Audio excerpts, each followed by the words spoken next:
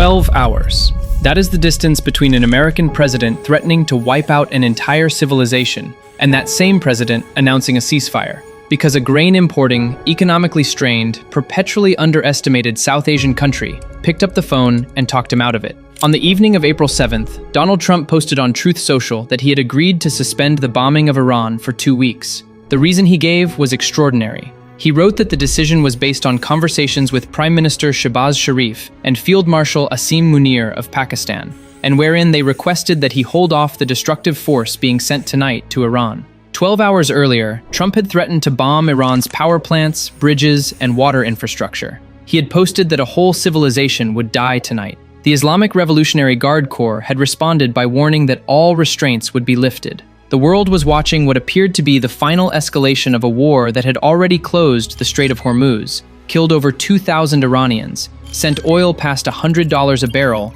and stranded 40,000 seafarers in the Persian Gulf. And then Pakistan, a country most Western commentators had not even mentioned in the context of this crisis 2 weeks earlier, delivered a ceasefire. The deal, tentatively dubbed the Islamabad Accord, was structured as a memorandum of understanding, finalized electronically through Pakistan, the sole communication channel between Washington and Tehran in the final hours of negotiation.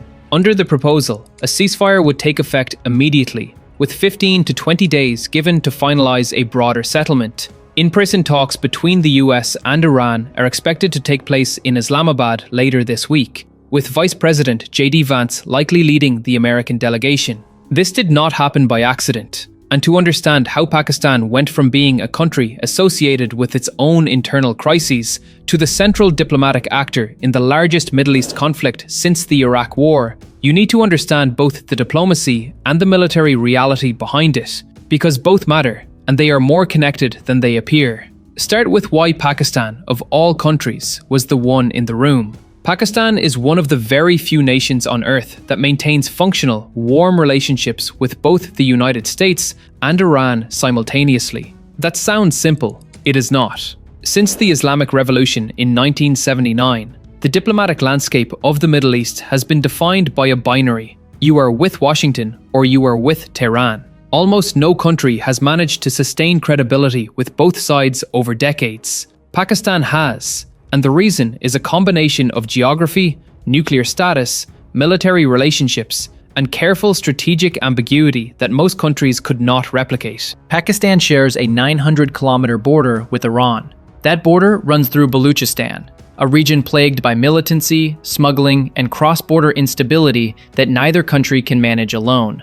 In January 2024, Pakistan and Iran actually exchanged military strikes across that border in a brief but alarming confrontation. The fact that they de-escalated within days and subsequently deepened their diplomatic engagement, with multiple meetings between Prime Minister Sharif, Field Marshal Munir, and senior Iranian leaders throughout 2025, is itself a demonstration of the kind of crisis management muscle that mediation requires. On the American side, Pakistan's relationship runs through the military. Field Marshal Asim Munir, Pakistan's powerful army chief, was hosted for lunch at the White House by Trump last June, shortly after returning from a visit to Tehran. Trump has repeatedly praised Munir publicly. The personal chemistry matters in the current White House more than institutional relationships do, and Pakistan has cultivated that chemistry methodically. There is also a bureaucratic factor. Pakistan represents Iran's diplomatic interests in Washington, a formal arrangement that gives Islamabad a communications channel between the two capitals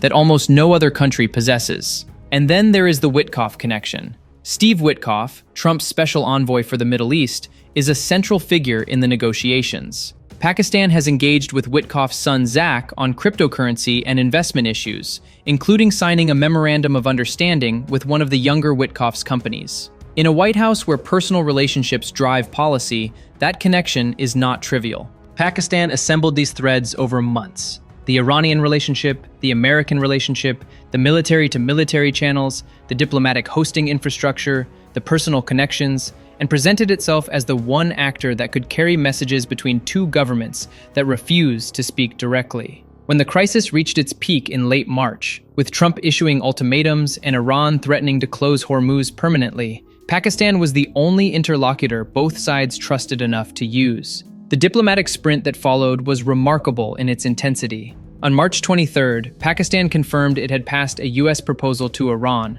and was actively mediating between the two sides. On March 29th, Pakistan hosted the foreign ministers of Turkey, Saudi Arabia, and Egypt in Islamabad for a coordinated diplomatic push. On March 31st, Deputy Prime Minister Ishaq Dar flew to Beijing to present a joint 5-point initiative with China, calling for an immediate ceasefire, diplomatic engagement, and the restoration of normal shipping through the Strait of Hormuz. On April 6th, Axios reported that a two-phase deal was being discussed, with Munir in contact all night long with Vice President Vance, Special Envoy Witkoff, and Iranian Foreign Minister Araghchi simultaneously. The Memorandum of Understanding was to be finalized electronically through Pakistan. All elements needed to be agreed that day. And then Trump's announcement. Based on conversations with Prime Minister Sharif and Field Marshal Munir, a 2-week ceasefire, talks in Islamabad. The war, at least for now, paused. Now look at the military reality that sits behind the diplomacy,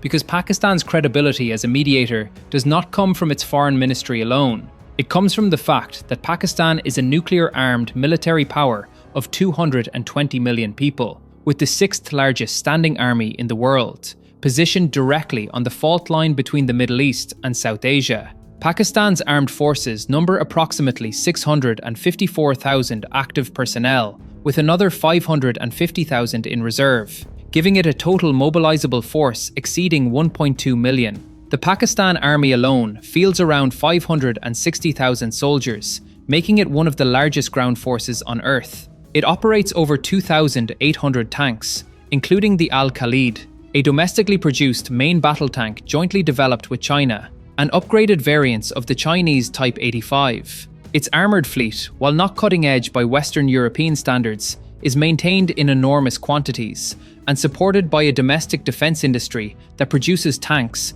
armoured vehicles, artillery, and small arms on Pakistani soil. The Pakistan Air Force operates approximately 500 combat aircraft, including 76 American-built F-16 Fighting Falcons, the backbone of its air superiority fleet, and a growing number of JF-17 Thunder multi-role fighters, jointly developed with China. The JF-17 program is significant beyond its specifications because it represents Pakistan's ability to design, co-produce, and maintain a modern combat aircraft without complete dependence on any single foreign supplier. Pakistan is one of a small number of countries that operates a credible 4th-generation air force with a domestic production component. The Pakistan Navy, while smaller than its army and air force in relative terms, operates frigates, submarines, and fast attack craft, including the PNS Babur, a vessel capable of launching cruise missiles. Pakistan is also acquiring 8 Type 039B Yuan-class submarines from China, a deal that will significantly upgrade its undersea capability and give it a modern diesel-electric submarine fleet designed for operations in the Arabian Sea and the Indian Ocean. The naval dimension matters in the context of the Hormuz crisis because Pakistan is one of the countries whose trade passes through or near the strait, and whose navy has been actively escorting commercial vessels during the crisis. Pakistan was among the first countries to negotiate passage for its oil tankers through Iran's toll booth system in the strait. A Pakistani-flagged Aframax tanker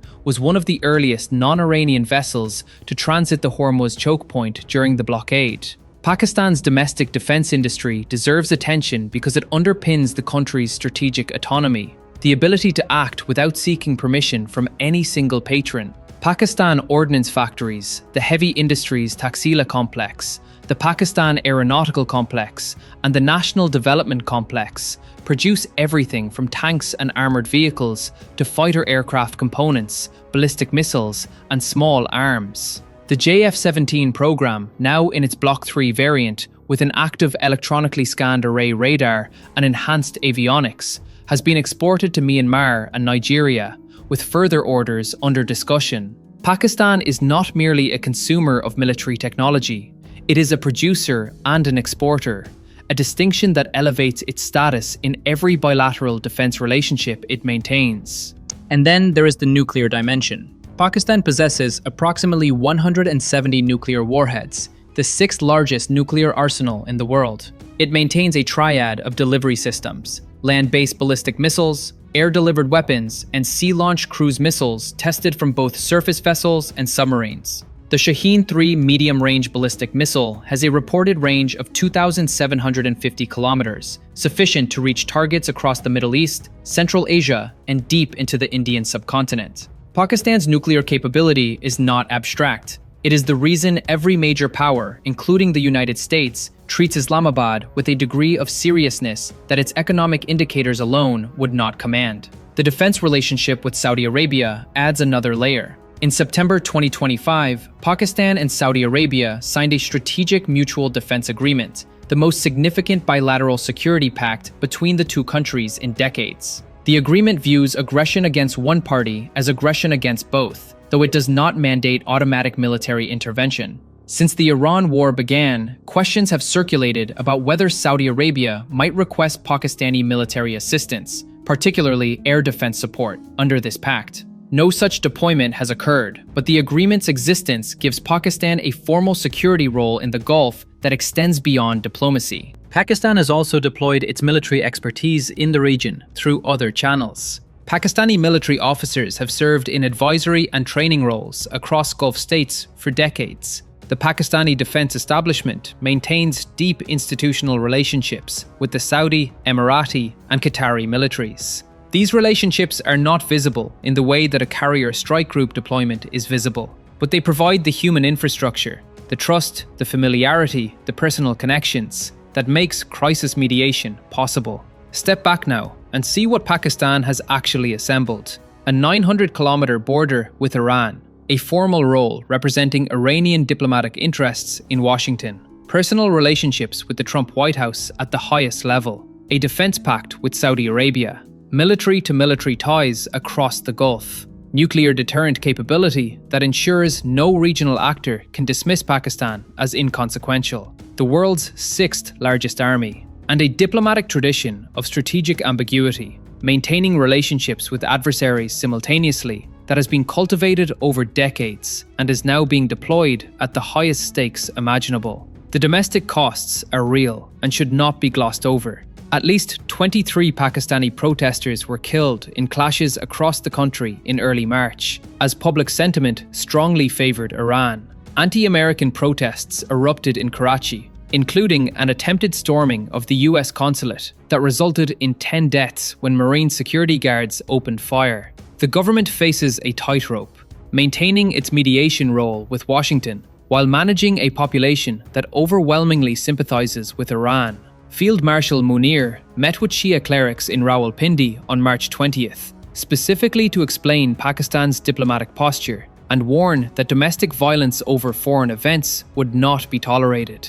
Balancing domestic anger with diplomatic utility is a form of statecraft that receives no applause, but determines whether a country can sustain this kind of role. There is also an energy dimension that gives Pakistan an immediate material interest in ending the crisis. Pakistan is heavily dependent on imported energy. The Hormuz closure has spiked global oil and gas prices at a time when Pakistan's economy is already under severe pressure. High inflation, IMF program conditions, and a currency that has been battered by years of instability. A sustained Hormuz disruption does not just affect global markets, it threatens Pakistan's ability to keep the lights on. The mediation effort is not altruism, it is survival dressed in diplomatic language. And that is perhaps the most important insight about Pakistan's role in this crisis. Pakistan did not become the mediator because it sought geopolitical glory. It became the mediator because it was the only country positioned to do so, and because the consequences of failure were as close to home as the 900-kilometer border it shares with the country being bombed.